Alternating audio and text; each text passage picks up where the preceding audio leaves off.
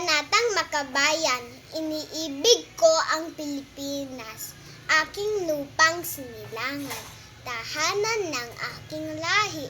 Kinupkop ako at tinutulungan maging malakas, masipag at marangal. Dahil mahal ko ang Pilipinas. Diringgin ko ang payo ng aking magulang. Susundin ko ang tuntunin ng paaralan. Tutuparin ko ang tungkulin ng mamamayang makabayan.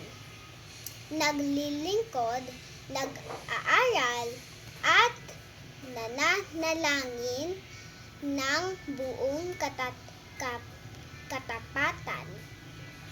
Iaalay ko ang aking buhay, pangarap, pagsisikap sa bansang Pilipinas.